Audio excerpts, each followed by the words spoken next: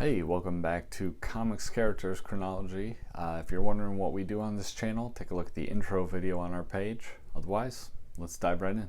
Alright, we're talking about the Doom Patrol's second appearance from My Greatest Adventure number 81. It is cover dated August of 1963. Now, this cover is representative of a moment in this issue.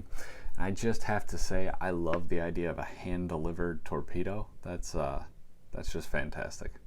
All right, let's take a quick look at who is credited for this issue.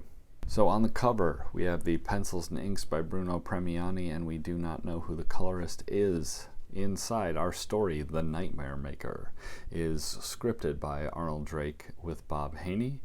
Bruno Premiani doing the pencils and the inks, do not know on the colors still, and the letters by Stan Starkman. This is reprinted in several places, including the Doom Patrol Archives Volume 1, the Doom Patrol Silver Age Omnibus Volume 1, and of course you can find it on DC Infinite. Okay, time for our story summary. Alright, the Doom Patrol rescues both a submarine and a village that has been snowed in by an avalanche. In both cases, though, they come across giant monsters.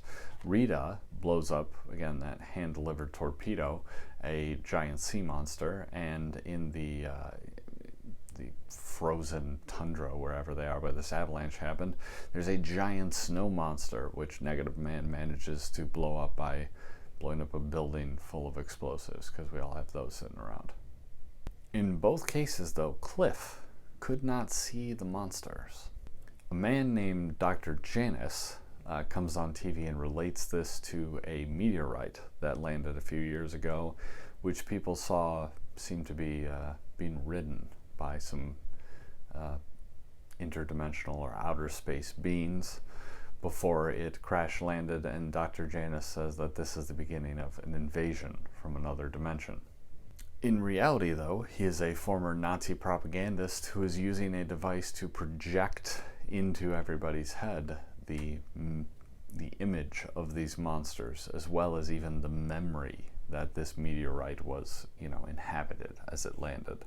Cliff Steele, Robot Man, or Automaton as he's sometimes being called in this issue, happens to not remember these things because his brain is covered by steel and he's protected, I guess, from the signal from Dr. Janus's device. Dr. Janus plans to save the world, at least let the world perceive that he saves them, and in hopes, I guess, somehow this will make him ruler of the world. I'm not sure. Seems like there's a lot of steps in between there that he's missing, but that's his plan. However, of course, the Doom Patrol does manage to stop him as Cliff exposes the fact that everyone else is hallucinating the monster before them.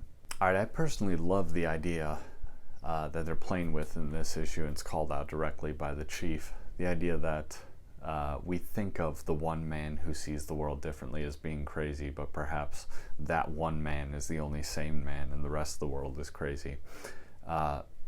That's an entertaining idea to play with. I do feel like maybe Arnold Drake and Bob Haney are working out some feelings in this issue. But that said, don't we all kind of feel that way a little bit once in a while?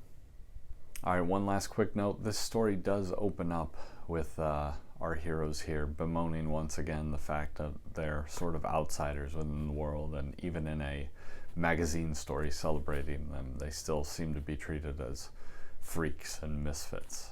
So that continuing theme will pass on, of course.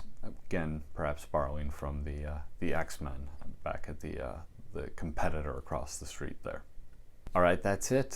Thanks so much for joining us this time. Next time, we'll be back with the next appearance of Batman, I think his 4th overall appearance, in Detective Comics number 30. So until then, like, subscribe, hit the notification bell, all of those things, and thank you so much for coming.